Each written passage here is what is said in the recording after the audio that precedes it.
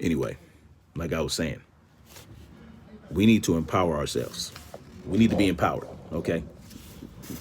We can't continue to be reliant on anybody to come save us. We need to empower ourselves. And when we call our private security forces, right? We call them like, boom, something's going on, and then we get into action. We spring into action to handle shit the way we should handle shit. And then hopefully by the time they show up, all they got to do is do some cleanup, right? Of course, you got to give them details like, I'm wearing this. Make sure you don't shoot me. Blah blah blah. You know. But go through the drills, empower yourself, and that's what we need to do. You see, another problem is these politicians. They're gaslighting you. They're blowing smoke up your ass about defunding the police, abolishing the police. But what are they going to do? Right? Like, it's like they say, don't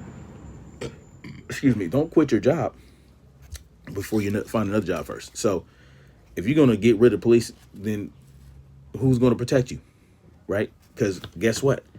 They're also, while they're saying defund the police, abolish the police, at the same time, they're trying to strip you of your rights to keep and bear arms.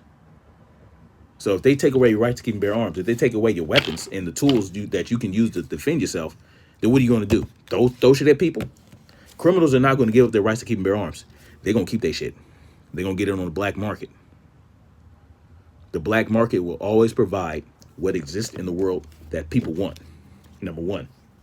Number two, when these laws, they don't affect criminals.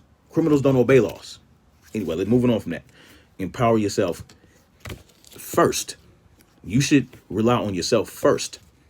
Self-sustainability, self-independence, all that shit. You need to make sure that you have the ability and the will to do for self.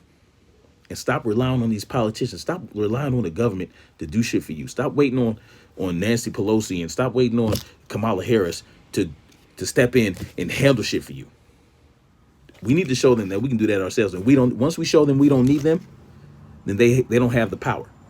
So all these laws, all this shit that they talk, it's a paper tiger. Especially without the police enforcing. Without the police enforcement, it's a paper tiger. Without the military enforcement, without the FBI, all this other shit in their control, it's all a paper tiger. Anyway, that's all I got for now, man. Yeah. So there's a lot of shit that needs to change in this country for us to achieve true freedom, right? I know, freedom, right? This what a crazy concept. Why are you talking about freedom? You ain't free right now? No, not free enough. Either you're 100% free or you're not. That's how I look at it. You may be free to do certain little shit, certain little things, but there are a lot of other things that you don't have the freedom to do. Right?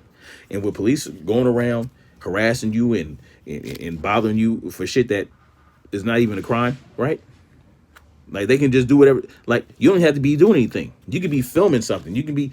I've seen it plenty of times. People are filming in public, filming police cars, just doing accountability audits, right? First Amendment audits, this, that, and the third. They're getting harassed by the police coming up to them and like, you force them to have. Don't force me to have a conversation with you if I don't want one.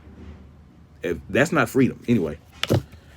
I can go on for that for another 30, 45 hours.